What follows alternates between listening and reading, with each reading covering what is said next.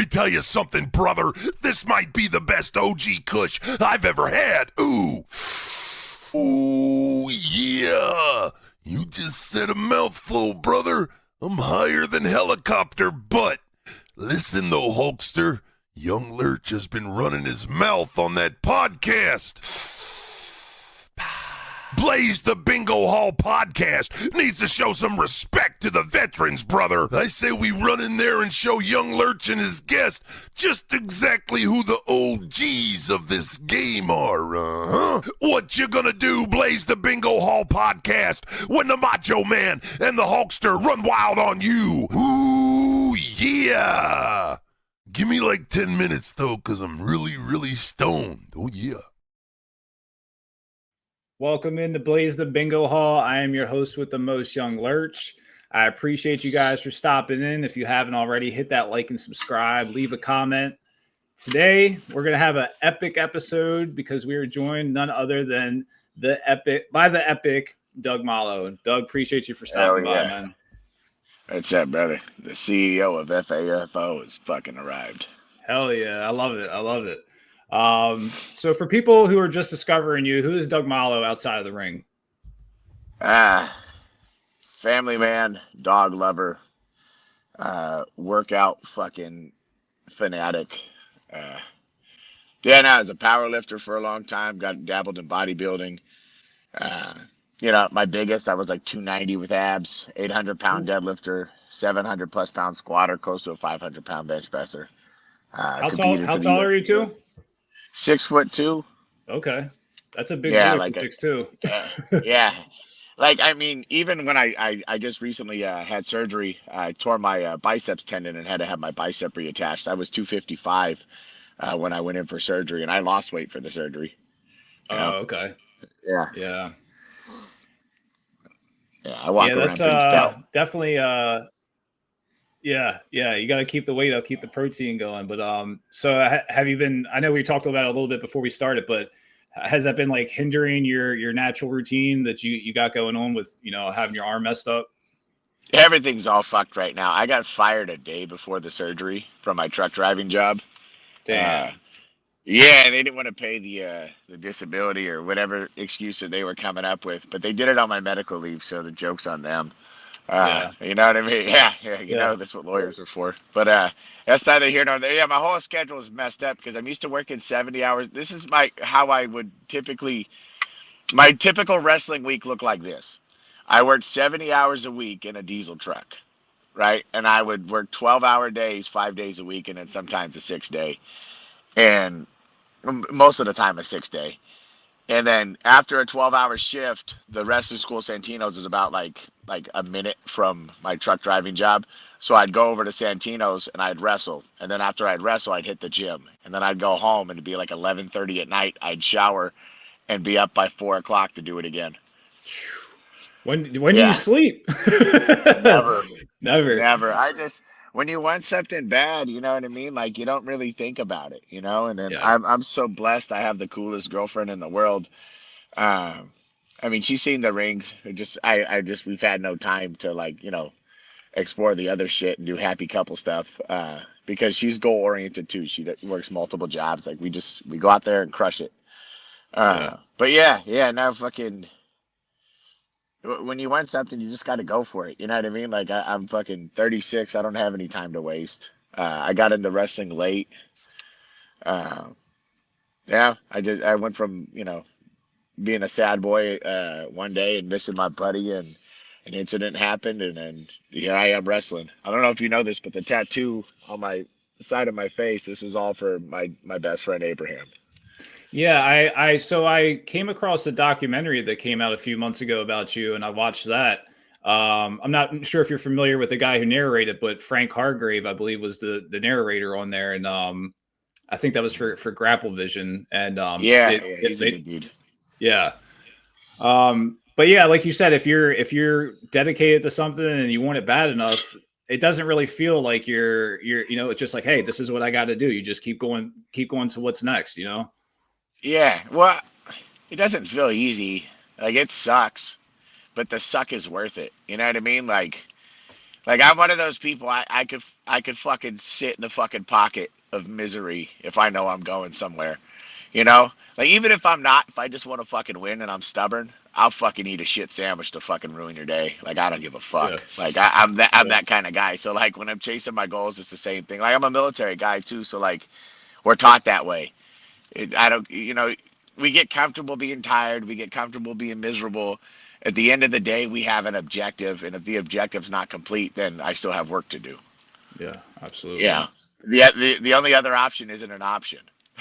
Like Yeah. it's like yeah, like I'm gonna do this until I die. Like I'm gonna end up in a WWE ring as a fucking wrestler, or I'm gonna die. Like I don't give a fuck if I'm 80. Like this is what I want to do.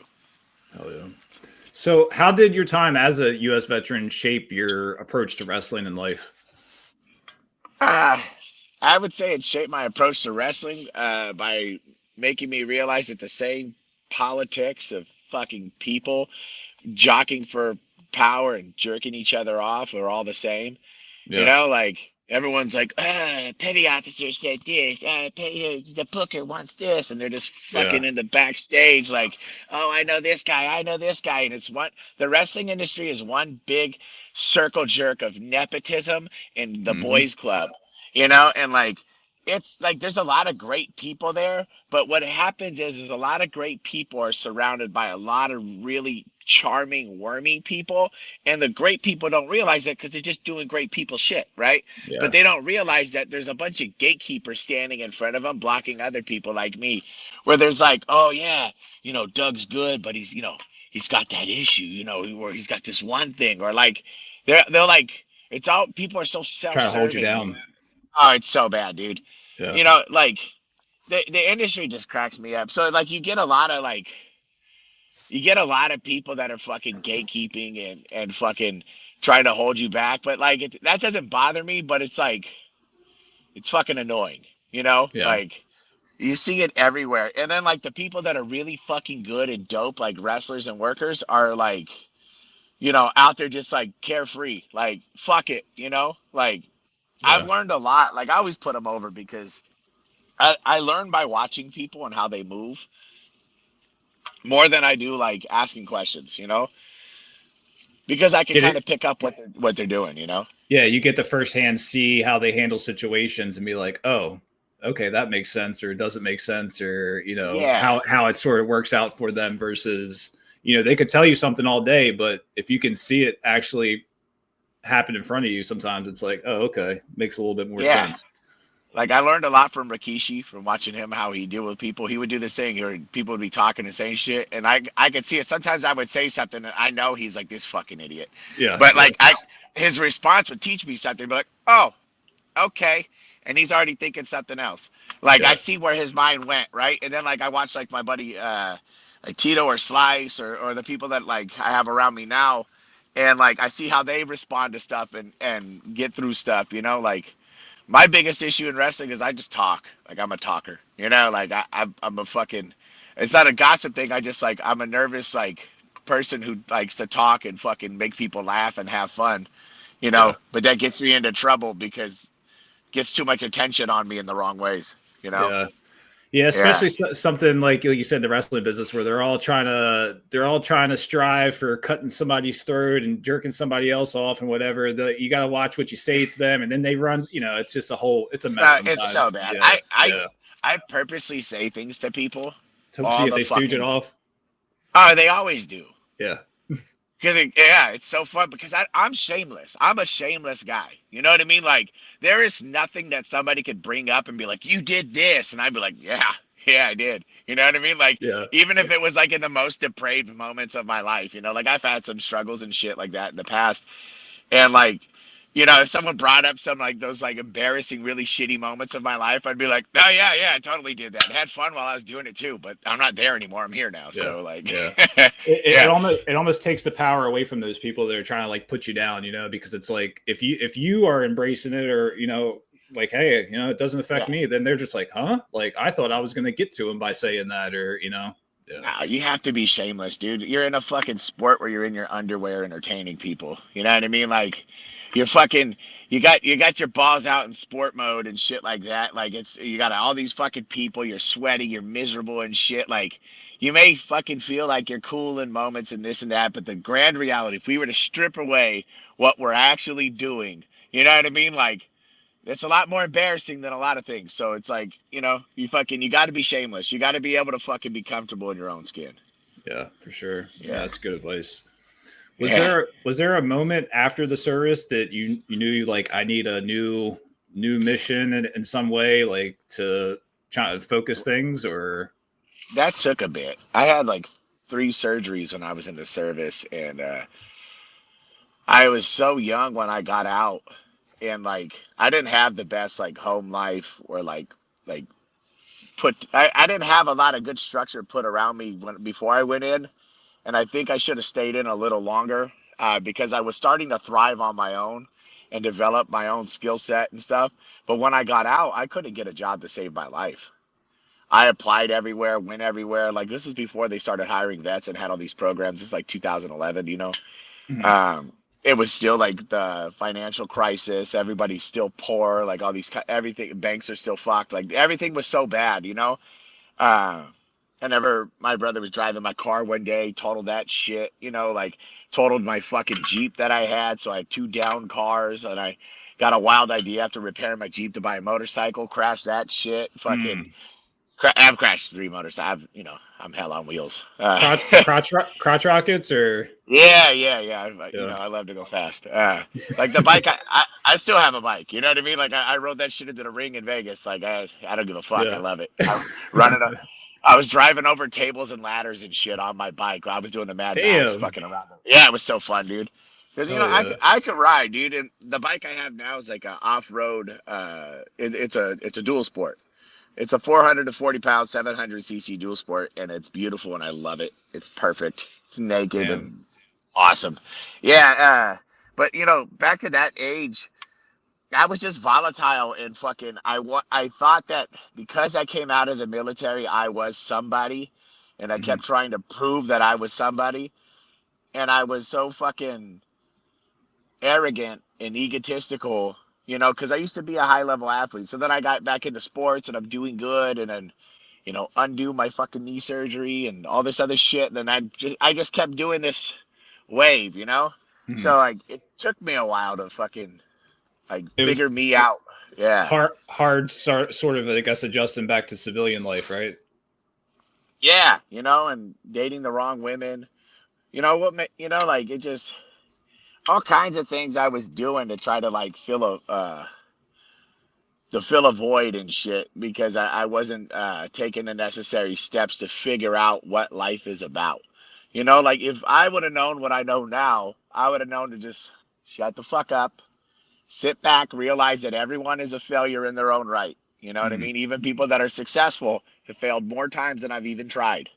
So let's figure out how to be mildly successful during the day. So pick something I could do during the day that's a win. Find little wins and then accumulate little wins. And but I didn't do that till 30. So yeah. I say that a lot. The small wins, like if you add them up, eventually you'll start getting the big wins. And I can attest to that. Like, if you're not in the right space or you're not doing, keeping yourself busy, it's like it's easy to go in a different route. Oh yeah, and like in my like mid-20s, that's when I got into powerlifting. I met my best friend. I was a fucking stud powerlifter. That was fun. Developed a bigger ego than I've ever had because I didn't train as hard as everybody. I didn't go in there and have like this fucking just destroying fucking squat day where I did 1 billion sets of this, or I fucking came in there, I squatted 1 set, left the gym and laughed. Yeah. I was just fucking good. Like I was strong. I could squat over 700 pounds without fucking having to work like everyone else. Yeah. I worked hard on my bench press and all the other shit, but like that's because I have shoulder dystocia and I don't have a very good right arm. So I had to really try to get my bench up, but like my deadlift was always strong and my squats were always strong. And like I just threw shit to the wall. Like I had a plan And like when I was good, like when I followed through. But like if I would have took that more serious, that could have been a better avenue for me. But Yeah. I don't know. A lot of shit, And then Yeah. going from fucking powerlifting and into fucking all the other shit that I did. I was a bar bouncer at the time while I was like lifting weights and training people. It was chaos.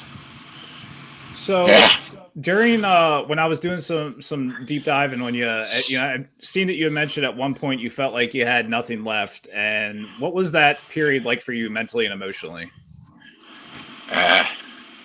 Just like that. Yeah. Hold on, I'll tell you. Just basically, like I had accumulated, all this like notoriety, and I started like doing all these big things where like I'm one of the strongest people in the world, and I have all this shit, and I have all this attention, and I'm educated, I have all these things going for me, but I'm not happy, and I don't want to like pull the trigger on anything. I don't know where to go. I felt like it was chaos, right? And then, my buddy Jeremy had died. He'd killed himself like after we had worked out that day. And then after that, like I was spiraling slowly. And then Abe died a year later, and I just started like, I got this feeling that like everything was meaningless and worthless, and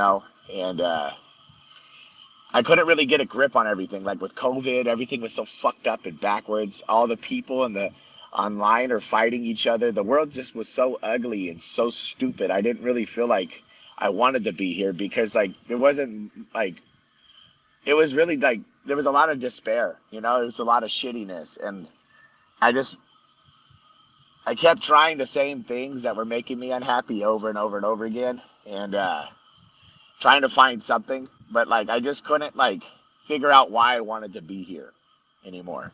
And that's what led to the spiral. That's where I just started, turning to more substance than ever. I was probably drunk for 3 years of my life every fucking day, and amongst other things.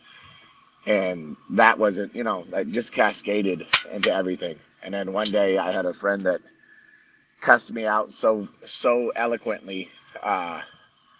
And I had already had these people trying to do interventions and like, find me at bars and chase me out of this or that. But it wasn't until like I really respected somebody, and they had just like leveled me on like why I'm such a fuck up, Yeah. And like I'm like, nobody talks to me like that, because like, mind you, at the time, like nobody ever told me shit when I was out and about drinking, because like I was much buffer than I am now. I would still find my way to a gym or do this or do that, but like I was volatile, and like I had, and that time I was in the city of Redlands, where like I have a history of like showcasing how much ass I could whip at the bars, because I was a bar bouncer, Yeah. So like I had this reputation, so nobody really spoke to me like from the heart or honestly, because they were afraid. Scared that, like, yeah. Yeah. But like that's what I needed, And so the one person who wasn't afraid to fucking tell me I was, being a little bitch, fucking got me to fucking just stop one day, and I started to try to get a regular job and then do this, and that's how I got into truck driving. And it was hard, because I was just having this like overwhelming fucking like pity party, and I didn't want to look at like how many good things were around me, And it wasn't a lot of great things, but like there was enough to look at and focus on. Like if I just chose to be more positive and invite more positive things into my life, I'd have more positive things. So like it was about what I was allowing and what I was choosing. Like, like what I've learned from my friend too is like, what energy you allow to come out of your mouth and what energy you allow in your life is what ends up happening. You manifest. You manifest all of your energy. Like you manifest your life. If you really want to be successful, you'll keep saying that I'm going to be successful, and you'll keep looking to do successful things. If you want to be happy, same concept, Yeah. So I'm a firm believer in manifestation. I think it's a very, really strong tool that not a lot of people use. And like you said, if you keep saying these things and believing in them, then eventually you'll start seeing the pieces fall into place for you. Yeah. Would you say though that conversation, that confrontation where they're like, hey, this is what you're doing, this is what you need to stop doing, do you feel like that is one of the things that helped pull you out of that situation? It was the exact thing that pulled me out of that Okay. situation. I remember going home to my mom's house for like the first time in a long time. And, and my mom's always been a saint, like fucking, she saw me and was like, holy shit, like got my head back. And then, from there, I still struggled a little bit because, I ended up like in and out of my car, living out of motels and like really, but like my effort to get better was huge at that point. Like I wasn't taking anything for granted. At that point I was dead set on getting better. I always tell people about the speech of what adults don't, what would Katie do is what I call it now. I still call it, it's one of my best friends. I call her to this day. And then her daughter Fiji is like the greatest gift of my life. I love her so much. Like it's my little baby. It's funny. So my girlfriend Jamira, she's Dominican and Ecuadorian. She's like Afro-Latina, right? Okay. Fiji's half black and half white and looks just like my girlfriend Jamira. So if we're all hanging out, me and my friend Katie will be like, God damn it, Jamira, get your daughter. She's so bad. That's hilarious. Yeah, no, there's just so much love and like beautiful things around me. Like when, because of that person being willing to just fucking level me, Yeah. Yeah. And that's good to have that support system, that it's kind of like, I got all these people counting on me in some way, so it kind of helps you push through like on days that I guess aren't as good. Yeah. And like one more thing I wanted to bring up, one more person is I call him my little brother. His name is Eric. If you see him around, there's a character you'll be seeing around named That Guy. Everywhere we go, people are like, hey, you're that guy. He's always like, yeah, I'm that guy. We own a shoe company together called Odd 2C Shoes. It's the first ever fucking performance wrestling boot. It's not a tactical boot. It's a performance based wrestling boot. Yeah, I seen you mention that when you were on RVD's podcast that you were coming up with a new boot, right? Yeah. And I have RVD once, what we have in the boot and like what he's used to wearing are going to be a little different, but because of RVD and I's conversation, I know exactly what I could do to tailor something towards him. You know what I mean? I just need time to do it because time and money, I'm like, we're like $50,000+ into this endeavor. And I'm going to China in March to finalize it. And, I love RVD. Like, that dude is a special guy. Like he's got like worldly energy. You know what I mean? Like you could tell that guy's got a heart full of love. Like he did, like people got mad at him because he was like, oh, I'm on Raja's side. But like, think about why he would say that. If we're all wrestlers and we're professional wrestlers and we're supposed to know better about protecting our sport, our community and everything else. So we have an outsider come in, right? And we allowed this person into the ring.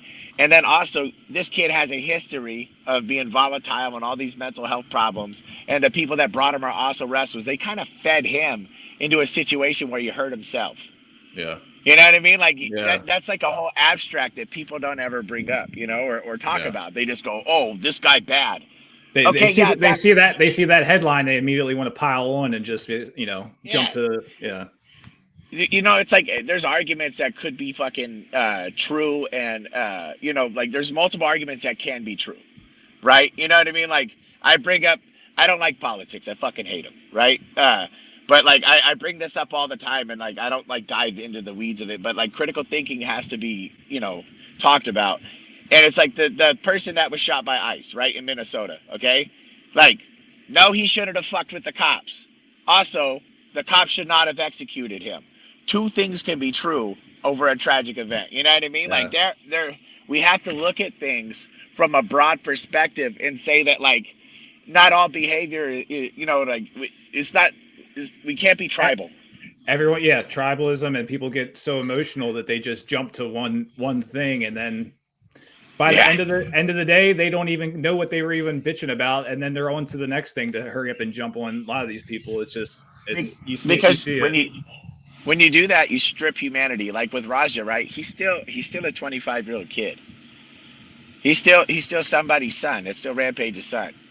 Yeah. Rampage's heart has to be hurting because that's his son. And people go, oh, Rampage this. You don't know the fucking guy. Yeah. You don't fucking know him in private with his son. You see it on video. That's all for show. You know what I mean? Like, these are all things that people are doing that like for show and money. You don't know him behind the scenes. Also, like, some of the stuff I saw with Rampage and his son, like, it reminded me of a guy who was like my father figure, and it was like that tough love where, like, you know, he's being a fucking dick to me, but like toughen him up. Yeah. He's trying to harden me up because I'm a softie. I really am. I'm a sensitive dude. You know, I get my feelings hurt easy. So like, he'd always break my balls. You know, like, he didn't say, hey, Douglas, come here. He'd say, hey, stupid, go get me a fucking beer and help me with this, dumbass. You know, and like, people are like, oh, that's so mean. I'm like, no, he's doing this because he wants words to bounce off of me. Yeah. Like, he loved me more than anything, because in private and other moments, you know what I mean? Like, that's where you see it. But like, so like, my whole thing is with Raja, you have to put a human element into all of this because he's still a human being. You know, like, he could still do more good in this world if we give him the opportunity to do good. If like, he's able to correct whatever's been fucking, you know, messing with his brain, and he does better, like, that's a net positive for humanity. He could change other people from doing the same mistakes. You know, if we crash on this person and say like, oh, you're an absolute piece of shit, blah, blah, blah, versus what you did was fucking terrible and you looked like a piece of shit, but, you know, let's try to redeem yourself. Like, it's one of those lessons he has to learn, obviously, the hard way, because, you know, everything that's happened. But it's like, you know, people kind of you did what you did. Now you got to own it, and you got to make up for it in some way to try and make yourself better, you know. So and I saw his eyes. Like I said, like, that's one thing, is like, I'm a character witness. Like, I could read people in situations. He was ready to kill. And well, after I headbutt him and I popped him a few times. If you watch the back video, I punched him quite a few times. But like, when he finally like wore off, you know, like when I saw his eyes drop from like rage to normal, I could see a little bit of like, what have I done in his face? I know that look because I've fucking been there. You know what I mean? Like, I'm not a fucking saint. You know, when I worked the fucking bars as a bouncer, I've done some shit. You know what I mean? Like, I've popped off on fucking people and snapped and done shit I wish I could take back. Yeah, and you're like, able to recognize that you can see what was happening, and, you know, like you said, once he started to come to a little bit, realize, oh shit, what did I, you know, just do? Kind of like, you know, you fucking hand out a life altering ass whooping to somebody, and like, you may feel like, you know, in the moment you're so carried away and shit, but then you have to peel it back, and you're like, fuck, dude, like, you know, this, you know, like, it's hard to, you know. It's hard to explain because a lot of people haven't been there. And like, if you just look at the incident in itself, not many people get into fights. Not many people know what to do when there's an actual fight or a war upon you. They don't know what to fucking do. Up. And, a lot of people and like, even me, I was so confused, like fucking looking like, is this a part of the show? Like, I don't fucking know. You know what I mean? And then I'm like, it can't be. And then I have to go, you know? But like, most people, like, the one guy fucking walked back through the ropes and fucking stood there. Other people powdered out. And like, the fucking guy who knew that there might be a fucking problem, the fucking booker, was on the side of the ring. I looked at him. He was just sitting there freaking out with his hands up. Didn't even run in. Like, you know, and it, dude, fucking just watching a bunch of people sideline quarterback, but realizing that fucking 90% of humanity wouldn't fucking throw a punch or lift their fucking finger. Yeah, I you know, definitely from your account, you definitely were the only one that kind of seemed like you went into fight or flight mode, where it was like, oh, you realized it and had to jump kind of to action to save Stu. And I'll get back to that in a minute, but I wanted to ask, there's another situation that I heard you talk about, which is you saved another person that was basically trapped underneath of a tractor trailer with a U-Haul. He was stuck into the back of the fucking bed. So so like, let's say this is a trailer and this is a U-Haul. He was stuck like this in the back, right? Jeez. And the truck was still driving up the hill, and it was dragging the fucking U-Haul behind. Had no idea. So when I pulled up next to him, I got on my horn and I'm blowing the horn like, pull over, and I'm going like this, and he looks back and he fucking pulls over. I pull up ahead, And I fucking jump out the truck and I just start running down there, because what I saw when the U-Haul hit him, he was laid across the dash of the fucking U-Haul with the airbags off, but blood all over the window. The impact was violent, because he cut me off and just fucking went whack right into the, yeah, he was going like 50, 60, and he hit that thing that was only going like 20. So is that another moment where instinct, I guess, kicked in for you, where it's just like, I guess, you have military training more than, an average person that would see something like that happen. Do you feel like that's kind of like, hey, like you just like, I gotta save this guy? Yeah, it's almost like casual. I don't want to say it was casual, but I was on the phone with my girlfriend and she still remembers the whole thing. And I said, hey, I gotta go. I said, I gotta go be a hero. And she said, what? I said, this ain't good. I hung up and I don't know, like, I always joke about it because, with her and say, play the Nickelback, I'm going to go fucking be a hero. Like, it's, and it's in my blood. I think I had a traumatic situation when I was younger where I didn't act, and it's always burned my brain. But I was like 12 years old, and I was at a kid's basketball game, and one of the kids on my basketball team, dad was in a gun battle with the stepdad and like another guy out front, and everyone was running and screaming and crying, and I heard the gunshots, and like I fucking was ducking behind a chair, and my dad looked next to me. I'm gonna get emotional, but he fucking looks at me and he goes, God damn it, and he just beelines like right out to the people and just start fighting them. Holy shit. He's fearless. Very conflicting emotions with me and my father, so I don't want to dive down that rabbit hole. But he for all of his flaws, my dad will fucking lay it on the line for his family and his community. He was, it wasn't just for me; it was for everybody. And he made sure that he followed up and loved so much on that kid IKEA afterwards. Oh shit, I don't want to say his name. My bad. But he's a good kid. I don't think the parents are bad people. But shit happens. Yeah. But fucking yeah, like I remember my dad afterwards, people are like, fucking trying to interview him, and he's like, I'm gonna go home and drink a beer. Where the fuck were the cops at? Tell these fucking heroes to show up quicker next time. Damn. You know what I mean? He goes, you guys fucking had to go stack a SWAT team and all this other shit, and I'm you know what I mean? Like it was just him and his bare hands. Like, do you think that some of that, I guess you have some of that, right? Where you're kind of just like jump to action, like you said, how your dad just was like, just jump to it. No, yeah, because he was so mad at me. He told me, don't you ever fucking be afraid. Like, wow. You know what I mean? Like, he was almost insulted by me crouching. Yeah. Like it's just, yeah. No, he's yeah. He's a stud for that. And it's just been other moments where like you just have to jump in, like the bar. Like when I worked at the bars, there'd be situations where that happened. Like I was on a date with my girlfriend, and somebody brought a gun out, and I was on their shit in 2 seconds. You know what I mean? Like, yeah. I remember the bartender, I wasn't even working. She goes, where's Doug? Where's Doug? I saw him here. And I'm in my fanny pack and fucking sandals and short shorts and a tank top. And I'm like, all right. And I laughed because I've been drinking. I was out in public, Yeah. I wasn't there to do anything. But sure enough, I'll walk over and handle the situation. I've always been Johnny on the spot. But that poor guy with the truck. Oh, sorry. No, go ahead. Yeah, but the poor guy with the truck, like, he had, that was just horrific because like we're just about to get lit up in fucking flames, and he's like, I don't want to die. I'm like, bud, like, fuck it, I'm going with you. Like, yeah. I signed up for this. This is a full fucking commit. Like, I'm all ass or no ass. So I'm fucking here. Yeah, it was a situation, man. Yeah. Do you think that experience changed your outlook, I guess, on life a little bit, coming that close to that sort of near-death experience and saving someone? No. Or you're just like, it's another day. I just got to keep.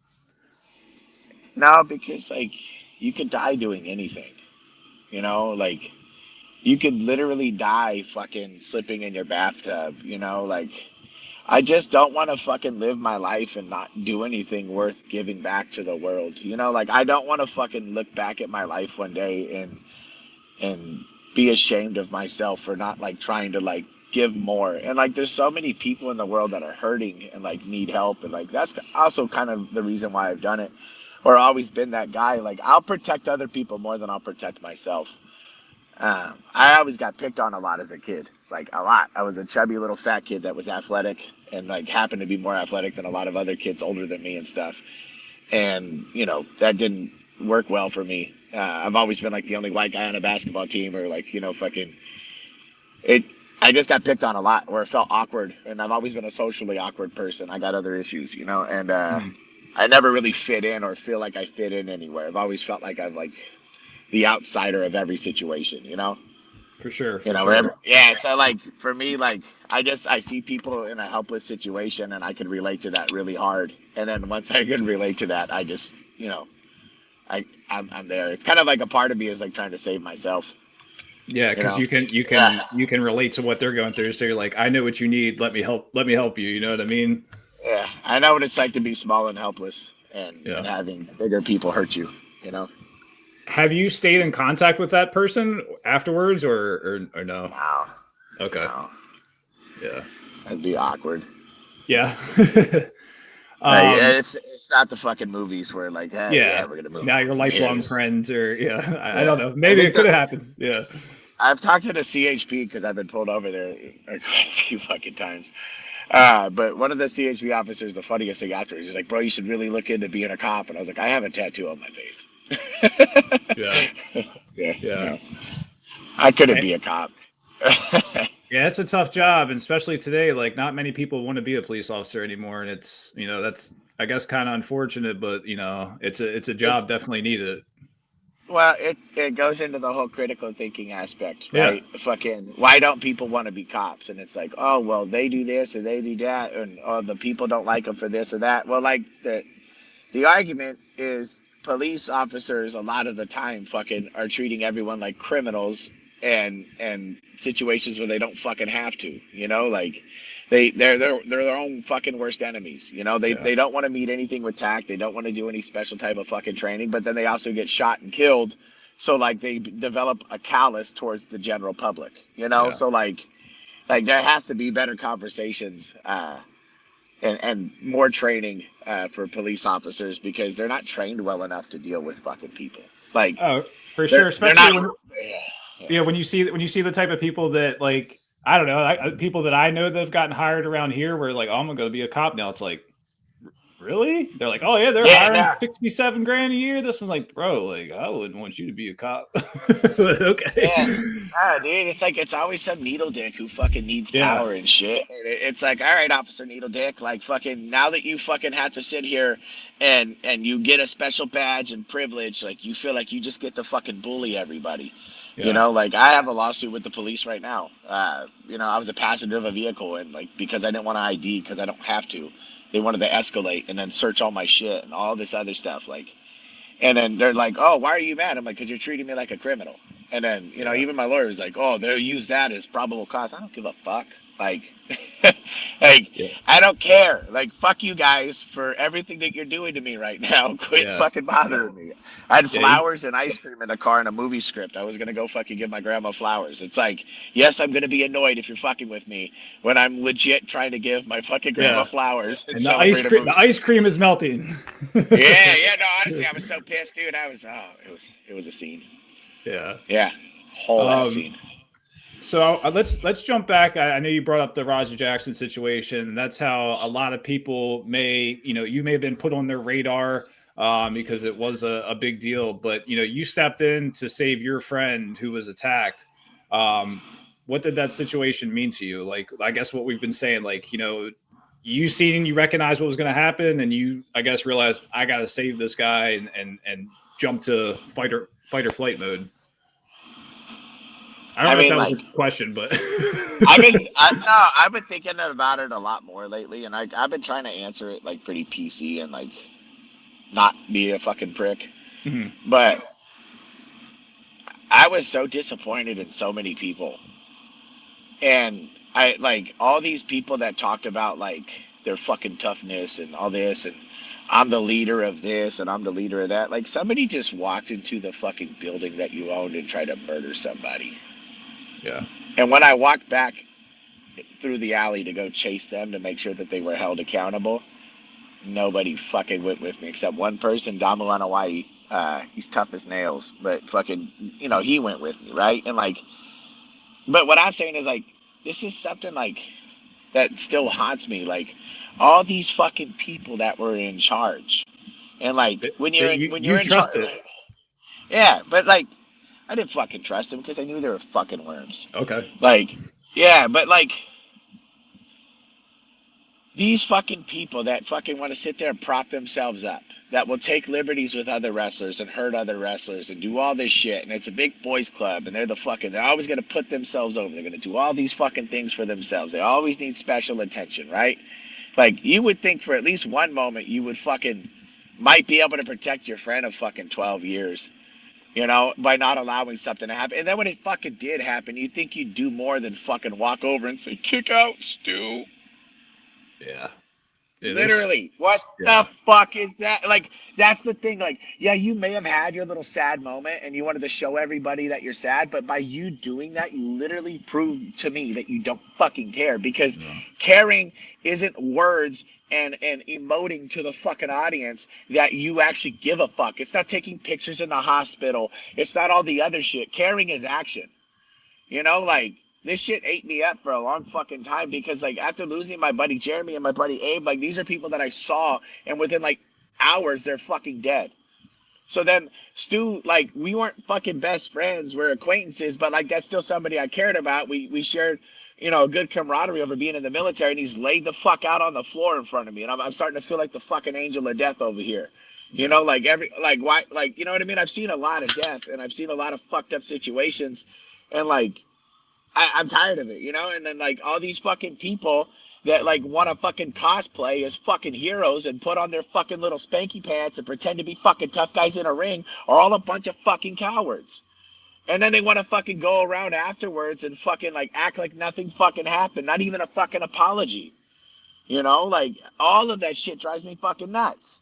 Like I like the fact that like when some of the wrestlers that were there. Sorry, but God, my mom come off here. Some of the fucking wrestlers that were there, we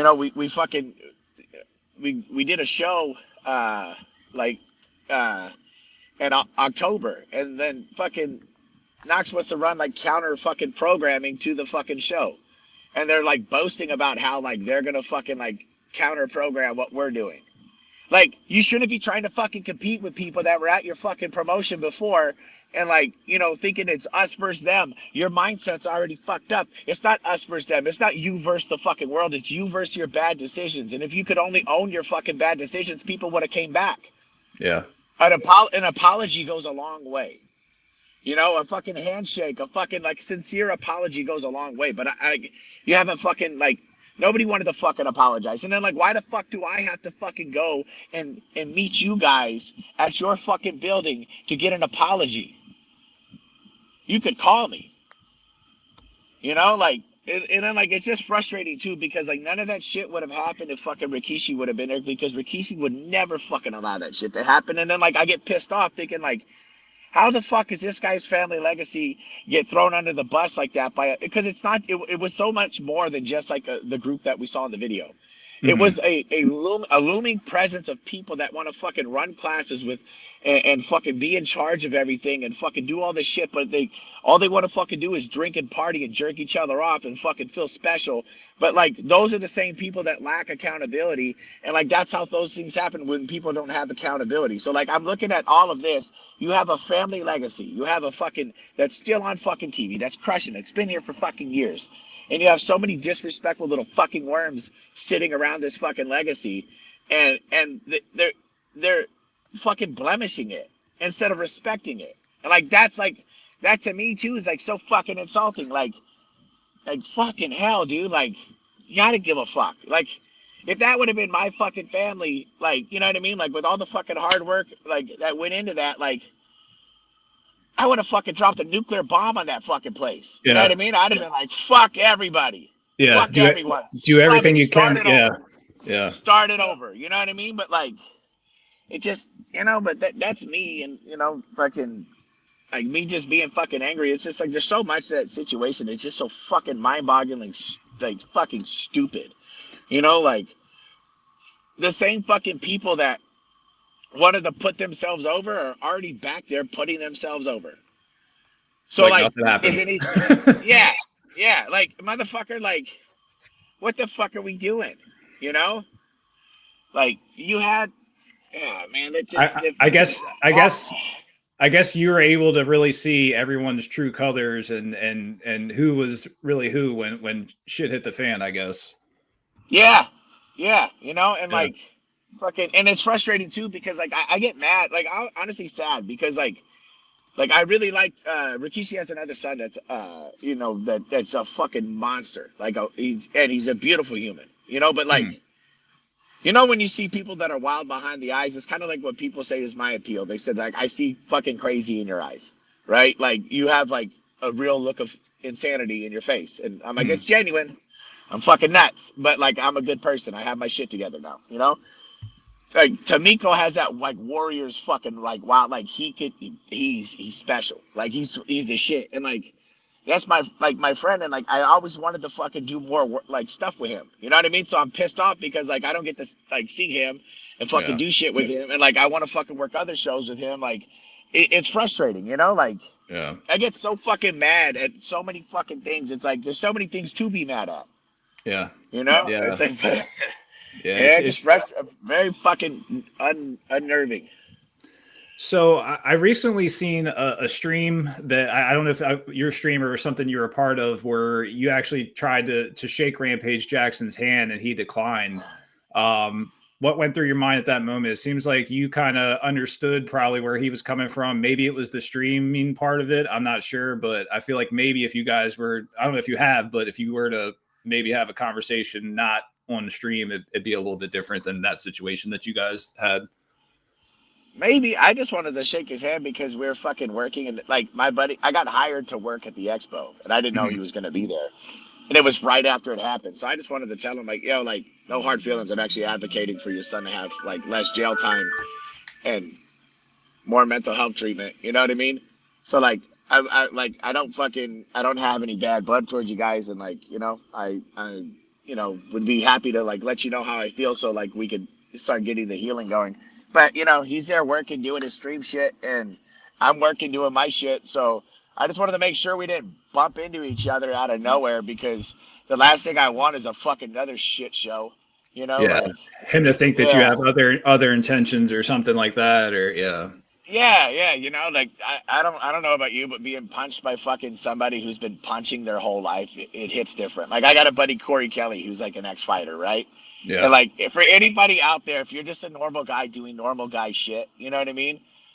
Guys who have fought for 20 years are dirty old bastards, and they'll fucking hurt you. It's not they won't just throw punches, they'll just like they're gonna go for what they know will hurt you. So, like it's a different fight, you know what I mean? So like why do I want to go bump into somebody? You know what I mean? And like have like if I have to protect myself, I'm like I'm gonna lose a lot here. Like, this is gonna be more pain than I'm willing to fucking like, you know what I mean? Like nobody should want that, you know?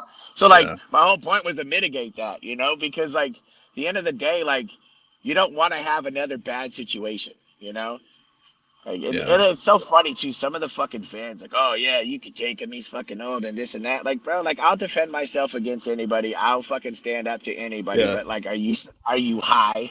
I've seen you counter that many times. Where like, I'll defend myself and I can fight, but at the end of the day, it's still fucking Rampage Jackson. So it's like, well, like fuck, dude. Like I couldn't beat up my buddy Corey Kelly. You know what I mean? Like fuck out of here. You know what I mean? Like my buddy Corey, he like fucking he's built like a shit brick house, and he's like a big ex-fighter.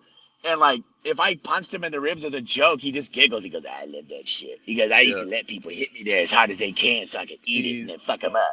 He's just gritty, dude. Like, but like, that's what I'm saying. Like, there's people, like, they're just different people. Their bodies are calloused for that. Yeah. You know, like, I'm fucking. And like you said, he's probably not going to fight fair either, especially knowing all the tricks of the trade. Neither the fuck am I. You know what I'm saying? Yeah, I'd have to fucking, like I'd have to fucking attack him like a chimpanzee and bite fucking nuts off. You know what I mean? Like, I'm gonna bite your fucking dick off, buddy. Like, fucking try to chew through your Achilles if I end up on the floor. Like, it's like, like there's just nothing good that comes from that. Like, who the fuck wants that? Like, and that's to say that you're fucking lucky enough to like not fucking get hit with a fucking, a big shot. You know what I mean? Or it's just so stupid. Like, I don't. Like, I hate that whole, like, scenario. Like, how does that work for anyone? Like, a street fight is ugly. If anyone's ever been in a street fight, like, fuck, I bit Raja. You know what I mean? Yeah. Like, there's no fucking fight that I've ever been in where it doesn't get super nasty and disgusting. Yeah. Like, nobody should ever want to go in public and get into an altercation. Yeah. That's how people... Shouldn't be an option, but there are people that do go out there looking for fights, and it's until they get their fucking nose bit off. Yeah, until you meet someone. You know what I mean? Like, yeah. Well, that's what I'm saying. People want to go out and they want to use their fight skills and all the other shit, but like, if you're gonna go fight somebody that's just a dirty bastard, like, like I got a buddy that put dog shit in someone's mouth during a fight to win. Holy shit. That's the first for me I've heard. But what I'm saying is like anything to win, anything, kill or be killed. You know what I mean? Like, nobody should ever want to sign up for that type of agreement. You know what I mean? Like, on a Tuesday at an expo where there's fucking kids walking around. Like, are you no, like, nobody, we have to have better shit to do than to go out and act like a bunch of fucking losers. Like you said, critical thinking. You got to be able to think through the situation a little bit, Yeah. Do you feel like moments like that, like, kind of, I guess, teach you about ego and stuff like that, to kind of like, hey, like, hey, whatever, just go on, do what you're doing. Like you said, you're paid to be there and work there. And it's just like, it obviously isn't worth whatever, someone else of lesser, I guess, cognition would just be like, oh, fuck it, fuck this guy. Or, you know what I mean? Like, you seem like you handled it well, especially from what I've seen. Like, put yourself in a perspective of him, right? Like, and like, if you're gonna be in a fight, right? What do you have to fight for? I've already, like, if I'm approaching this person and like I come off as antagonistic, right? Yeah. But like, I won't have any like real stock in my soul to back this energy, right? So there's no point. Yeah. This guy's fighting for his family, and in a situation where his someone that he loves is being, put in a terrible situation. Like, you're gonna invoke a demon out of that person. Yeah. Yeah. Fucking, like, you know what I mean? Like, let's but like, also too, I'm not a bully. Like, I'm not gonna sit there and fucking you have to think of it like, I don't know. I put myself in other people's shoes.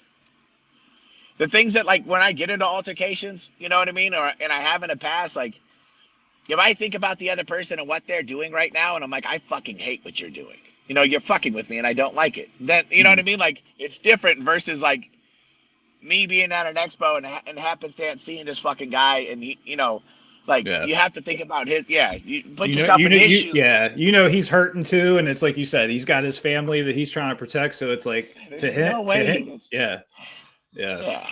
It's got to be heartbreaking. Yeah. You know what I mean? Like, especially as a dad. Yeah. Yeah. It's like you watch that happen to your son, and then he has to find out about it, how he finds out about it. And he's also in the public light. So I'm sure it's constantly brought up to him. You know what I mean? And like, he has to answer some level of, and he probably wishes he could have said something different or this. Like, there's a bunch of shit. So like, why the fuck would you go and antagonize that person? Yeah. Yeah. You know what I mean? Like, that. There's dumb people out there. There's dumb people out there that, Yeah, I wouldn't want to fight any fucking father who has to fucking go to war for their son. Yeah. You know what I mean? Because, like, that's just different. You know what I mean? Like, it's another level of it. Yeah. The thing you produce from your balls that's walking through the world that is a piece of you, is in trouble. Like, this is a different level. It's beyond you. It's So fucking, it's a whole thing. I don't think people think that far, though. I don't think people, like, take into consideration what other people are feeling. Well, like you said, you put yourself in other people's shoes. I love that. I do that all the time because it's like, well, it's just like treat people how you want to be treated. It's like, would you want to? Yeah, it's like no. So, but if somebody antagonized me after something happened to one of my family members, it won't be a normal fight. You know what I mean? Like, no, I'm not having a Donnybrook with you. Like, I'm gonna fucking gonna be a fucking rabid Doberman. Yeah, no, it's just bad shit. What happened? You know what I mean? Like, fucking rage is a motherfucker. You don't ever want to like I don't know. And I'm not a bully. Like that would have been just the fucking worst thing ever. And like I hate the internet too because so many people like, oh, you should have done this and this and this. Like, fuck you. Like, you wouldn't do shit. Like all the people that want to like all the people that gassed up Raja. You know what I mean? Like, you motherfuckers want to do shit. You know what I mean? Like, you guys can barely fucking see your dicks. Like, fucking, like, you guys are the biggest fucking twerps in the fucking world. A bunch of low-life fucking losers behind a fucking screen. And you're encouraging people to do stuff for your own entertainment. You know what I mean? Like, what kind of low-life shit is that? Like, it's stupid and ugly. And the thing is, a lot of those people, they'll just go on to the next chat and do the same shit and have no care. It's just... But I feel like it's the only power they get.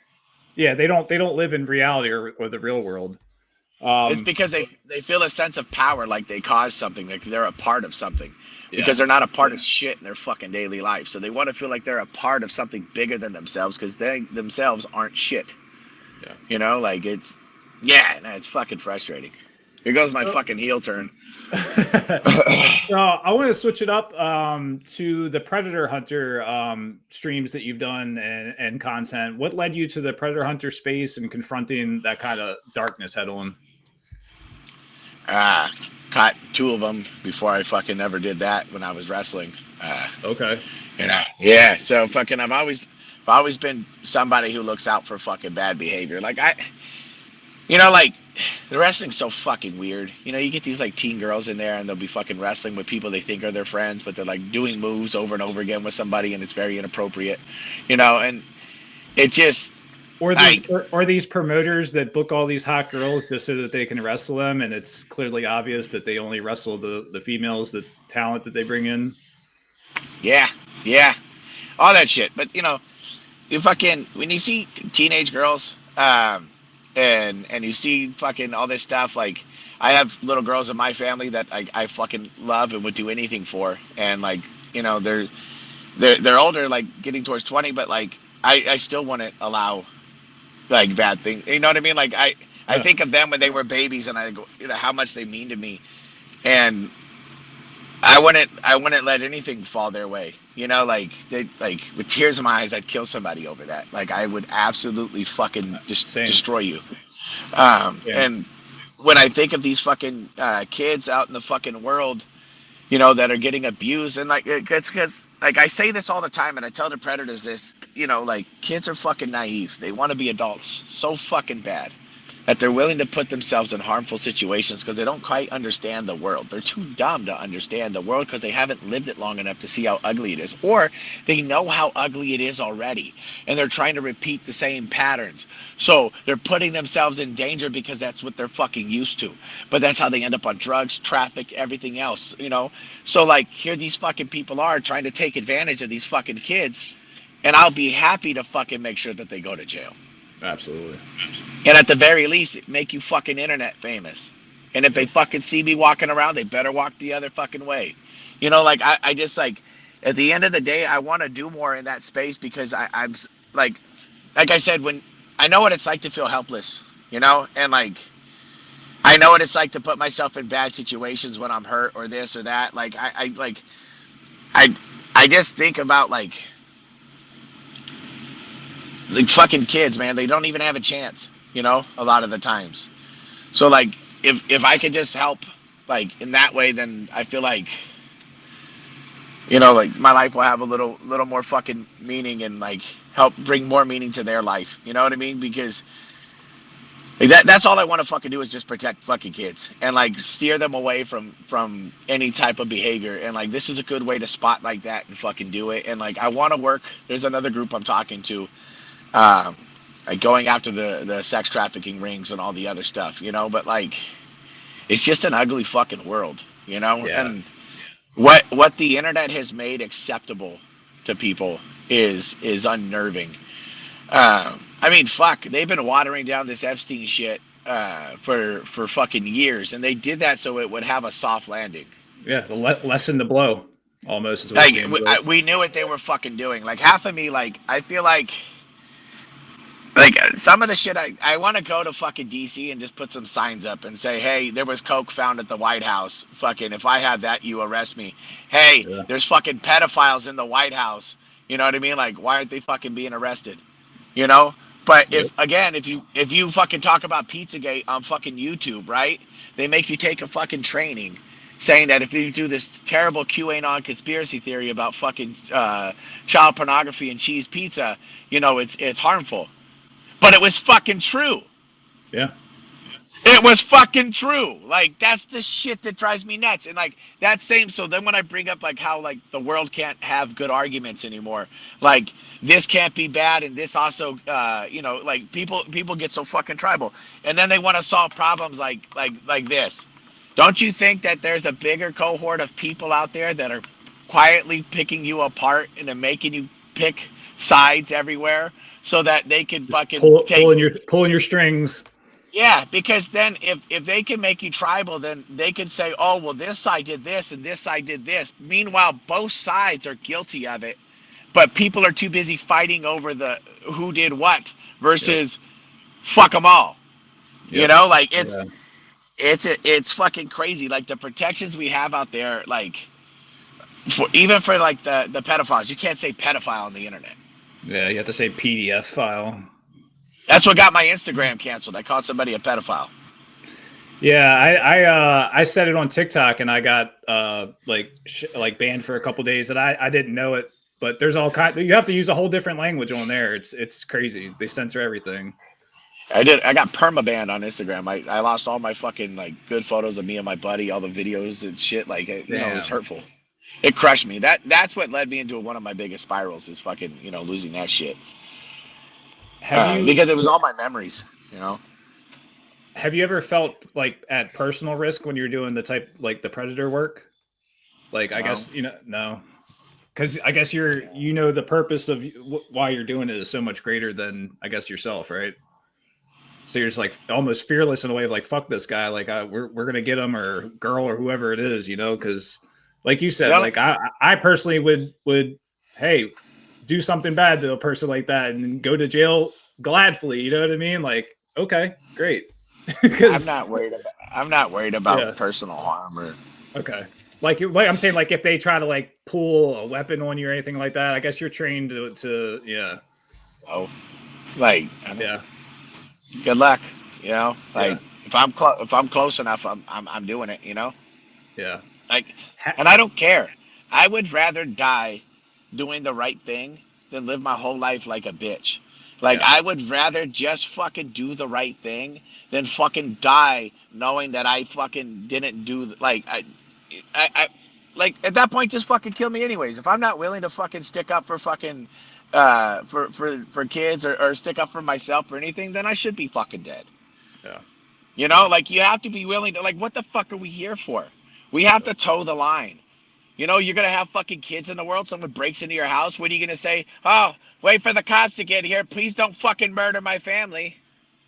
Yeah. No, you fucking go out there and you meet them with everything you fucking got and you bring the heat. You know what I mean? Like, you can't go through life like that. Like, what if someone pulls a fucking, so what? Then they fucking do, you know? Like, it happens. Like, I don't give a fuck. Like, when it comes to that shit, like protecting kids and fucking just doing the right thing, like that's what I was talking about with Rampage. Like what would I have to fight for if I go and I'm antagonizing somebody, you know, and you think about the broader scope of the situation, right? Well, like in this situation, what do I have to fight for? Yeah. A whole fucking lot. Yeah. Yeah. You know, it's like when you have something to fight for, that's worth fighting for. You know what I mean? You're willing to put it all on the line, yeah. Yeah, then you're fucking willing to step up. You know what I mean? Like, but if it's over some bullshit, like, who cares? You know, like, call me an asshole at a bar. Yeah, to fucking shake your hand, buy you a drink, and move the fuck on with my life.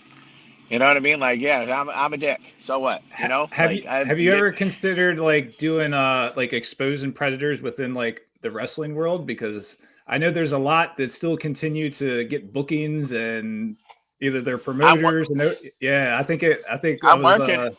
yeah. I'm working on that right now. I'm actually trying to get hard evidence on somebody right now. Okay.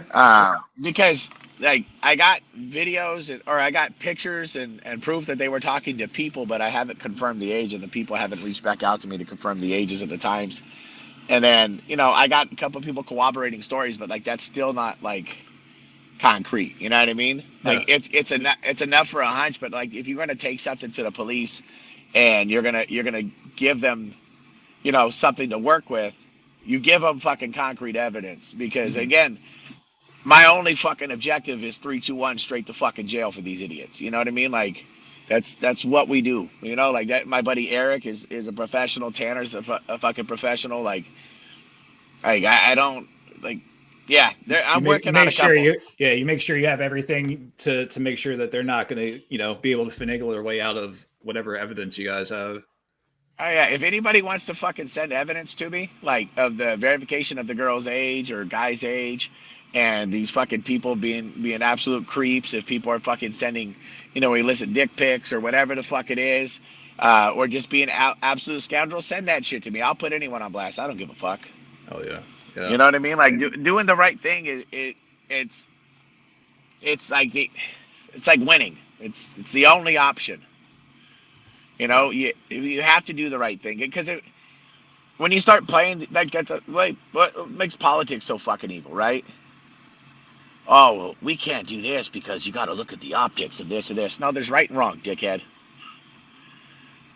Like fucking Yeah. that's what we're looking at here. Like, People get so absorbed in the tribalism, like you said, they got to be on one side or the other. They kind of negate the fact of what's right and wrong a lot of times. And it's like you said, just do what's right. And hey, we could all have a better world, but everyone wants to, kind of, yeah, and oh, people hey, will stick up. look over here. And while I'm doing this, it's like, Yeah, and people will stick up for the fucking bad behavior because they know they'll get favorable booking if they fucking I'll kiss say ass. Like, they're getting benefits from it. Yep. yeah, they're fucking like that's just disgusting. You know what I mean? Yep. Like, There's a lot of it, that. People that know exactly what's going on, but they won't say anything because they're going to get a booking or they're going to get something out of it. It's like you're just as big of a piece of shit in my eyes yeah, because you're just as low, like because yeah. yeah, Nah, it's fucking evil, dude. Like I watch all this shit and I just it's fucking discouraging to see how fucking people act. But it is what it is. Like all I can do is control like what's around me and fucking do my best with what I can. Like fucking. But if anything I can do is encourage people to also do that because like my whole I always tell people I protect family, God, and community. And like they're all the same to me. Like that's like what I'm going after. And if more people would protect their family and fucking praise God and fucking protect their community, things would be better. And like for the people that aren't religious, God could be a fucking philosophy. You know what I mean? Like it's as good as like it. You could use a philosophy of fucking loving your neighbor and all the other stuff, if you don't want to pray to a direct entity. But like, there's good virtues and values in there that we could all look at. for sure. Yeah. I got a couple more questions for you. I'm gonna switch over to wrestling. When do you feel like your first breakout in pro wrestling was, where you felt like, hey, I belong here? Uh, Probably when we did a combination show of like SoCal Pro, Knox, and Santino's. Okay. They try to like leave me off the fucking card and just put me in a pre-show rumble, like fucking always. I sold the most tickets, like always. Had the most merch, fans showing up with my shirts on. My hats are everywhere. Fucking, I get the best crowd reactions. Fucking do my shit, and then they have to put me in a run out later, and they got like swipe right out there, and fucking. When I did the second run out, I got like a stone cold pop through the fucking place, and there's like Gabe Sapolsky and X-Pac going, who the fuck is that guy? When I'm sprinting to the ring with fan like zoomed in and showed the video, and like that's when I knew I fucking belonged, because like I know how to, like, I could bring energy, you know? Yeah. Like, I have a lot of fire in my heart and in my soul, and when I perform, I let that shit out. You know what I mean? Like, it that's when I knew I belonged. When I got genuine audience reactions from people that, like, not only that I cultivated, but like that like didn't even know me. And there's other places where I go and I start winning the crowd over, just because I'm bringing my own emotion out, you know? Yeah. And like, yeah, but that was like that was a moment where I was like, I could fucking do this, Hell yeah. you know? Because Yeah. like it's not complicated, but it it takes a lot of work. And then also getting the validation from say some higher up higher up people like, X-Pac and Gabe Cebulski, like you kind of realize, oh shit, maybe I'm where I'm supposed to be, and then like you said, getting the reactions, it's kind of puts things in perspective. Yeah, I was gonna send Gabe my future matches and shit right before I tore my bicep off. I haven't told him my bicep's torn yet, but I'm pretty sure he probably saw.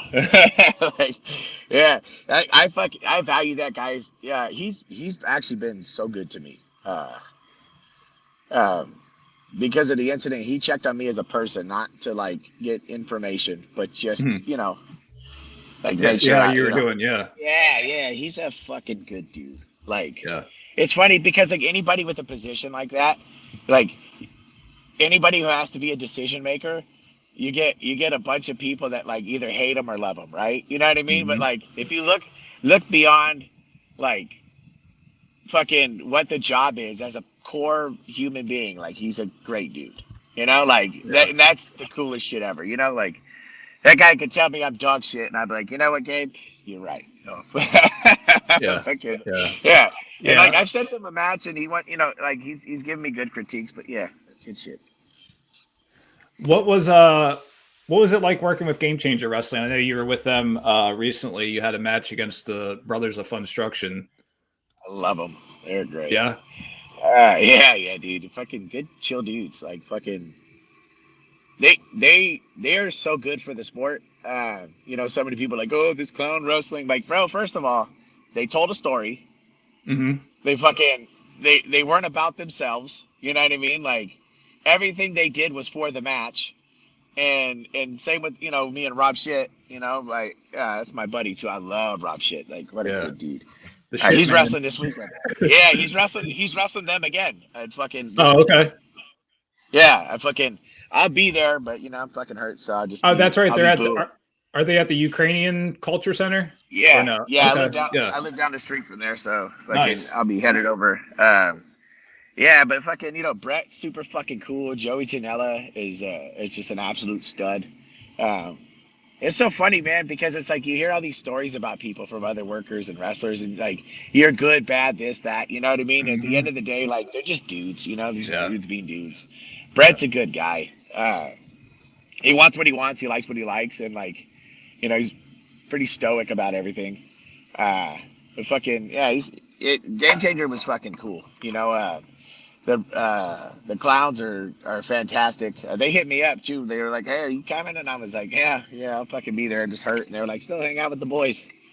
Yeah, it's it's good to have that sort of camaraderie. You know what I mean? When you meet guys that are guys, and especially in wrestling, when you hear all the stories and all the tales, and then you're like, when you actually meet that person, you're like, "Damn, they were nothing like anything that these people are saying." You always got to make your own, decision on who these people are. But some people get caught up in that and they think that they know, like say Joey Janela or Brett or this or that, and they go, they're a piece of shit, they're this. It's like, have you ever talked to them? Have you ever met them? Do you actually know them? No. It's like, okay.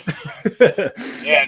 Fucking, I'm a pretty good read on people. You know what I mean? Like, I'm an emotional guy, so I always look at people's eyes, this, that, and the other, kind of see like where they're at. And like, I can always tell when someone's not really there.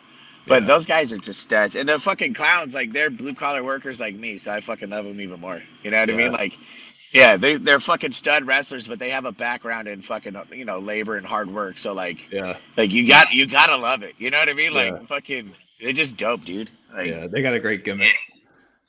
That they can fucking move. You know what I mean? They're like, I think I commented on one of the fucking posts we had. with their fucking clown shoes. Someone's like, dude, they're so fucking athletic in clown shoes. I put fleet-footed fuckery. Fleet-footed fuckery. Yeah, that's what they represent. Yeah, they're fucking dope, dude. When did you learn about your extra work that you did with WWE? Did they contact you, or is that something you kind of just go there for when they're in town, or? I hit up Gabe when they're like around, and then he'll fucking ask me what shows I want to do and stuff, and fucking get everything all squared away and done. You know, Gabe's a good dude. Like I said, I'm fucking neurotic, and he's put up with all my emails and like, you know, like. He's like, still don't have this, and he's like, oh, I'm sorry. Oh God, I'm fucking like trying to get shit done. Like, I'm a spaz. Like when I want to do something, I like freak out and and I'll overdo it. You know? Yeah.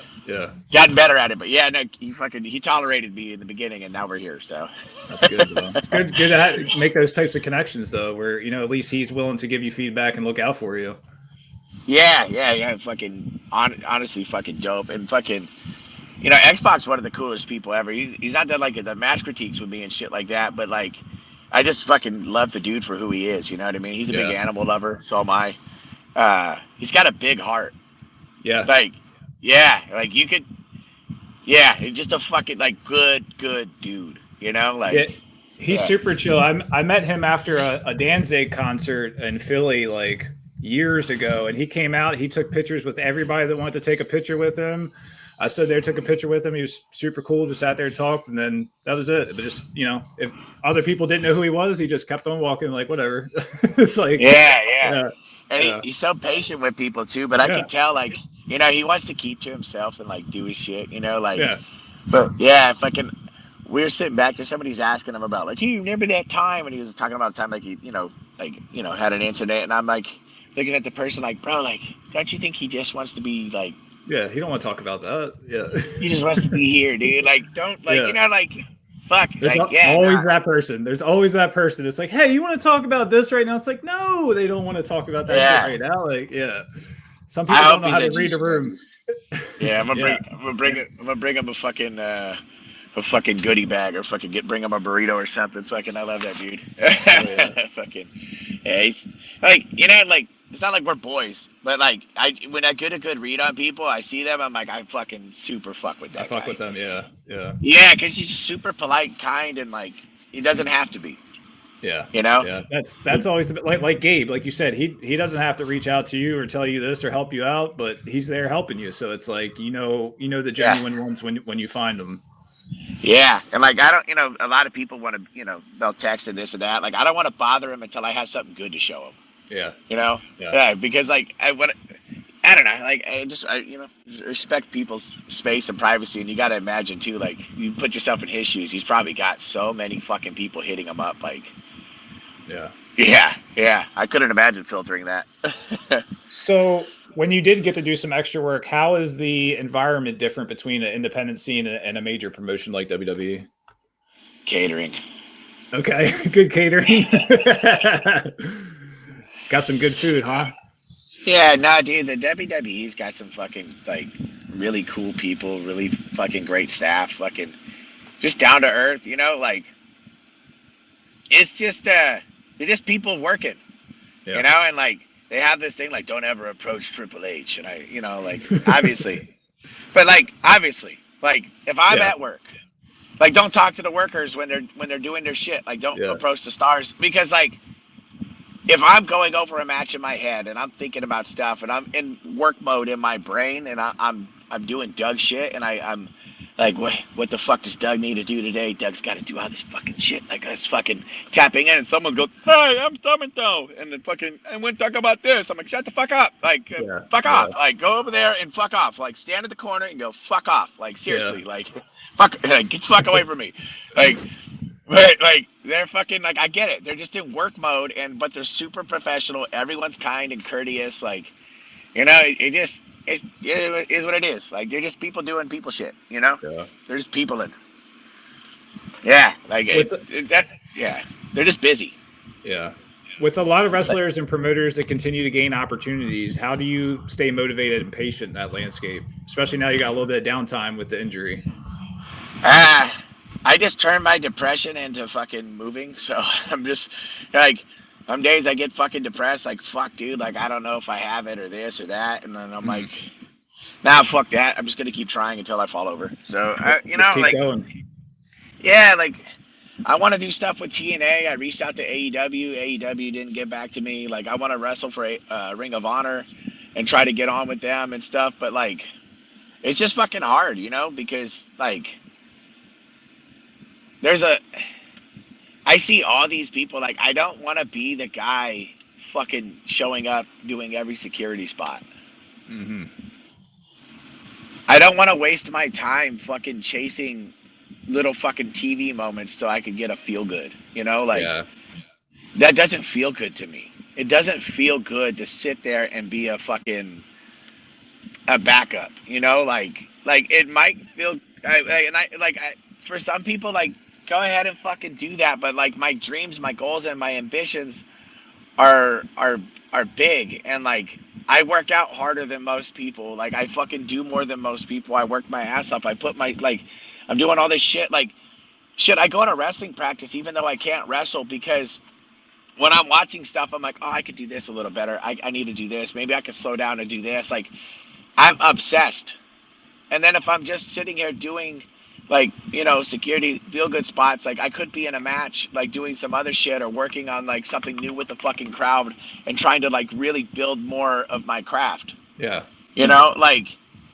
It's just fucking hard, to try to figure out what I want to and then it's hard to get opportunity. Fuck, dude. Like even just working like local shows and stuff like that, fucking people want to book you or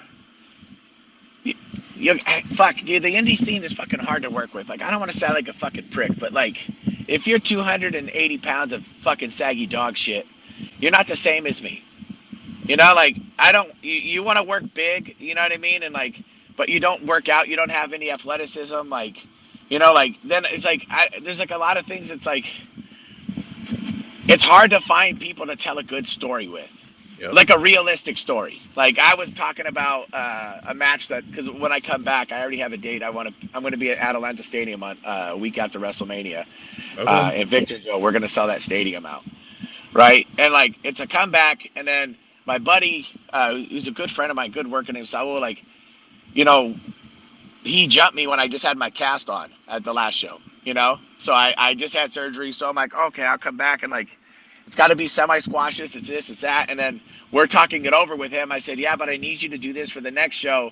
So like, we got to make you look, because he's like, oh, I'll do anything. But like, then there's other people that would want to work, and they don't want to put on they don't want to put on a show or a story. Like they want everything to be 50-50. Like, yeah. Or yeah, like I just, or instant gratification. Now we don't, Or like they want to do this fucking like they don't practice their fucking moves enough, and it's like, let me pick you up and do this. And I'm like, no, you don't work out. Like you're not picking me up. Yeah. Like it's frustrating. Like fucking like finding good opportunity is fucking hard. Because like you could work at all these promotions, but trying to find somebody that wants to work, like do a wrestling work. Yeah. You know what I mean? Like it's a whole thing, I don't care about winning or losing, but like that's why to me, like when I got to wrestle the Brothers of Funstruction, why it meant so much. Yeah. Yeah, there's a lot of give and take, and a lot of people don't want to give as much as they try to take sometimes, is what it seems like. Or they're just like quietly selfish, or like, they stupid little fucking games they want to play, where, like, it's just fucking frustrating. I'm very frustrated, but like, it's only because I've been an athlete my whole life, right? And like I've always been somebody that works really fucking hard at athletics. So when I go out there and I want to do stuff with people, like I want to do what's necessary. I want to tell a fucking good story, but like then I get people that are like, no, this is my gimmick. This is all I want to do, or this or that. Or like they're gonna blow up within fucking 2 minutes, like. And then it limits what you're trying to do. Yeah. And it's like, fuck, man. And it's like I can't always wrestle my friends, you know, and like Like, I was lucky Saul wants to wrestle me, you know what I mean? Like, he's a friend of mine, and like I could work with him all day, you know. Like, there's really cool people out there. Like Tito, the fact that Tito wants to do a match with me, fucking, you heard of Bad Dude Tito, right? Fucking I was just gonna ask. worker. I was just gonna ask Bad Dude Tito, and I want to parlay on that. Have you thought about doing any death matches or anything like that? Have been approached about doing any of that kind of stuff? Because I Me know and Tito have a street fight coming. Okay, because I know Tito's been dabbling in it for like the past year or so. Yeah, Tito's a stud. I love Tito. Yeah. But like, that's what I'm saying. Like, it's hard to go out into the fucking indie world and go find a dude like fucking Tito. That's what I'm getting at, right? Like, that's hard to explain that. Tito not only takes care of his body, he'll take care of you in the ring, and then like he did this spot with a good friend of mine, and like the guy kind of like, you know, like just got happy feet, and like, you know, his dick shrank because Tito's in the ring with him. And Tito didn't berate him and make fun of him or nothing like that, but he pulled him aside. He goes, "Hey, you knew where you were going. We knew where this was going to end up at. We knew exactly where this was going to end. It doesn't have to just do what we talked about. If you're, you know, you could have fucked up the long way and we still could have got here. Yeah. But you could have done it and told a story better, you know, like little things like." You don't get guys like that. Like Tito and I, when we talk about doing our matches, like we're giggling because it's like, oh, we'll just do this early and then we'll go do this and then we'll come back to it later. And we're not going like, we'll go here and then we'll go here and we'll go here. We'll go like that. Like, it's just, there's so many people that want to every little step by step they want to. Yeah, and it's just like it doesn't work like that sometimes. You know, like especially with the crowd, it's like. If they don't bite on that shit, then you're just doing aimless shit that nobody's even. No shit. Like, how do you get to fucking dictate what the crowd's gonna fucking like? I'm gonna come out and I'm gonna do this fucking special flip and all this fucking stuff, and after this flippity flip, we're gonna have a face off and look at each other. But guess what? Nobody knows who you are. Nobody knows your backstory. Nobody gives a fuck about anything. So when you guys are facing off, they're like, the crowd's like, are they gonna kiss? Like, what the fuck are they doing? Yeah. What the fuck are they doing? You know what I mean? Like, it's different. Like, I have to go out there. Like, we have to go out there and find a way to like get that. Like, if I do my entrance and I'm doing my shit, I'll look who's fucking with me and who's not, and I'll go to one side of the crowd that's not fucking with me. You know what I mean? And I'm like, you losers. You know, like, you ain't shit anyways. And then I'll go to the other side of the crowd that fucks with me, and I'm like, hey, those motherfuckers don't like me. Let's tell them who I am. Blah blah blah blah blah. And then fucking I got people the crowd going against each other, not just me, because it's not the moves, it's the energy in the environment, you know. And like, if you go out there and you work with people, like some people, you get a real hot crowd and you're in the fucking ring, and like the guys sit there and then he thinks it's like Hogan versus Rock and he wants to have a standoff, and I'm like, do the fuck. stare, look at yeah, like no, we're not doing that. We're not killing this energy right now. Lock the fuck up. Like, you know what I mean? Like, it's a hotbed, you know what I mean? Like, it's hard to tell people that you're a fucking loser and nobody knows who you are. Every time that you come out there, you have to think like that. I'm a loser. Nobody knows who I am. I have to make sure by the time I fucking leave, though, that they know who the fuck I am. Yeah. Yep. You know what I mean? Like, that's the hard part, is knowing that we're not special. Yeah. Some people don't get that, though. Because if you work with somebody that understands that and you're doing shit, they're like, fuck, this plan sucked. Like, then we'll go do this. And it's like, we're going to keep trying and working until we finally, we're like, oh, you hear that? Yeah, that worked. Do it again. Yeah. It's hard. I think it's in the day and age today of like how a lot of people are, I don't know, I guess how people put matches together, they want to just pre-rehearse every little thing. It's like, that doesn't work. I don't even say sometimes, it doesn't work a lot of the times. Like, I guess maybe on TV when they do it, they can get a little pop here and there, but yeah, when you're really there and that shit falls flat on his face because you thought it was going to work, it's to me some of the funniest shit. It's like, oh, they're trying to do some pre-rehearsed bullshit right now, like, yeah, or they want to come at you and be like, I'm going to do strong style, and I'm like, all right. Well, like, I've talked to quite a few people who worked in Japan and were good in Japan, and they don't hit each other like you're describing right now. And if you crack me in the fucking jaw with your fucking elbow, I have a surprise for you, you know? And then sure enough, here comes Mr. Strong Style, cracks me in my fucking jaw, and I kick him in the face. And I'm like, ha ha, bitch. Like, fuck this work. Fuck the work. Now I'm gonna fuck you up. Like, you just, like, literally, like, there's no reason if I'm giving you my body freely for you to come and crack me. And then, like, that's the other part. It's like trying to find a good dancing partner. You know what I mean? Like, it's really fucking hard.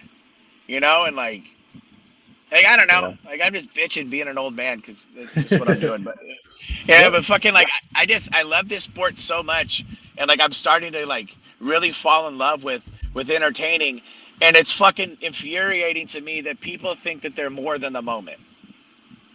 You know what I mean? Like, that's my biggest gripe with a lot of with finding fucking opportunities, is it's like your show is not bigger than the people here. You know what I mean? Like, the promoters aren't bigger than the workers aren't bigger than the fucking people. Like, we are all just fucking monkeys right now in a fucking circus trying to fucking bring energy. You know? Like, we need to go out there and fucking and push for that. But like, you know, like, if you have a fucking small promotion and you're trying to do these like fucking in-depth storylines, it doesn't read well. Yeah. You know, and at least have a narration in the beginning of your fucking show, so that at least when you fucking bring up the storyline later, that people go, oh, that's what they were talking about. Or even like, I was thinking the other day, like a lot of promotions, I feel like they don't do a recap from, say, their previous show. Well, how many people are here tonight that haven't been to your show before and don't follow your storyline? So even just as like a due diligence for them to kind of get them more engaged in what's going to happen tonight, you could show some sort of package or something from what happened before, and then they could be like, oh, that's that guy now, and he's trying to beat up this guy. And it's like, just adds a little extra layer to it that I feel like I guess people don't really think about, but I don't know, maybe that's I'm way ahead of that. I got some ideas. Like, I either want to make a fucking app or do pamphlets. Like, I want to bring on the bully is kind of like me and my buddy Chris, and a lot of Chris. We just been talking and dreaming because we just love entertaining, you know, and like he's a wrestling fan, but he's a true professional in like film industry, and like has done some of the most amazing works. Like, he's good at what he does, and he knows wrestling, and he knows entertainment. You know what I mean? So like we've been talking about like, and just, you know, kids in a candy store just like, fucking let's go, you know? I'm not shit in the grand scheme of wrestling. I'm not shit. I didn't have family in the business. I didn't have a fucking head at the table. I don't fucking have a dad, a grandpa that did this. I don't have fucking family that works the fucking nothing. It's just me knowing entertaining, you know, and fucking throwing shit to the wind. But like, I'm not going to let somebody try to fucking punk me or tell me what to do because their dad sucked someone's dick in the WWE. Like, I'm just going to try. What part of your journey do you feel like fans are still not seeing yet?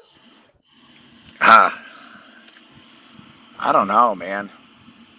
I don't know. I feel like I fell off.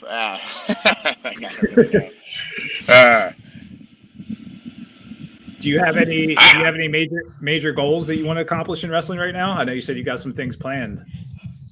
I want to wrestle Ring of Honor. That would be good. I don't know, man. I just want to get out. Like, just want to wrestle more places. I want to go wrestle Florida. I want to wrestle Jason Ayers' kid. What's his goddamn name? I keep forgetting it. My brain's not working. He's you've seen referee Jason Ayers from the WWE? I feel like the name sounds familiar, but I can't think of it. Fucking his son's a wrestler? He's a stud. Not just like he's a fucking, like, I geeked out like when I saw his first like live wrestling match. Like, here's the thing, I'm a big fan of fucking guys that can fucking move and fly. Yeah. Like, not the high flying as much as like move and fly, as in like your energy can go everywhere. Like, you're a ball of fucking chaos. You know what I mean? Like, you're like two protons hitting each other. Fucking just it's not working out. Yeah. So fucking So like, I saw his shit and I'm like, oh, that'd be really fun, you know, because I could be Frankenstein, you know, and fucking I could sit there and move myself into positions to like have him like, you know, because do his shit, storytelling to me is paramount. It's not the fucking like, you know, big and dominant. It's like, hey, but if I get my hands on you, you know that I have to fucking, you know, impose my will. and we'll have to figure a fight out of this. But if you're moving freely, and if I roll out of the ring and you're a smaller guy, if I powder out of the ring because I'm tired, why would you let the big guy recover his breath? You slide tackle me or come through the top, like, you know what I mean? Like, fuck, like, I'll put myself in positions for you. If I'm rolling back in, I know you do a 619 or whatever it is. I'll fucking go here and go here, fucking end up there. Like, I love that, like styles make matchups a lot of times. Yeah. And if you fucking see people like that, where they're just so versatile and so like they're just good, and they know, like, you watch his matches, he's not fucking, he's not, just sprinting around doing nothing. Things make sense. I'm like, and then I love his father. His father is super cool to me when I went to the WWE. Like when I was doing the backstage stuff, Jason is one of the coolest individuals and most, like, insightful, gives you a lot of really good tips and information, so like I would love to pay it back and fucking, you know what I mean, like just do a match with his son and fucking be like, let's go, like, like I would gladly fucking lose a fucking you know what I mean, like that would be just being able to, like, like just tell the best fucking story ever and just fucking, like, Does his son wrestle local to you out your way? Nah, he's in Florida. Oh, okay. Yeah, I have some things coming. I might be out in Florida soon. Okay. Yeah. Okay. When people look back at your story years from now, what do you want them to remember most? Fuck.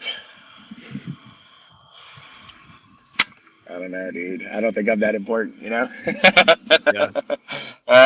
No, just fucking, be a good person. I don't know what to do. Like, if there's something to remember about me, it's that fucking I just worked hard and followed my dreams, and I was unapologetic about everything. Like I did what I did.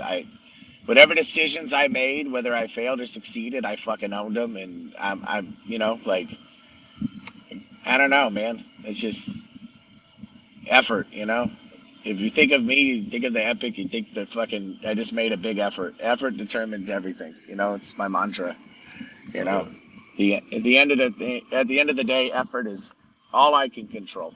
I can only control my effort, Yep. And where I put it. So, yeah, that's about it.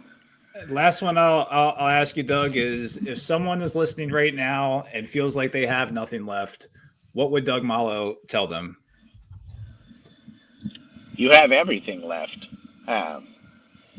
It may be a bad moment, and maybe a bad couple years. And you may be fucking lamenting about a whole lifetime of fucking trauma, but you're always a good decision away from building momentum. And once you start building momentum, that's when things get better. So if you're alone in a room, go for a walk.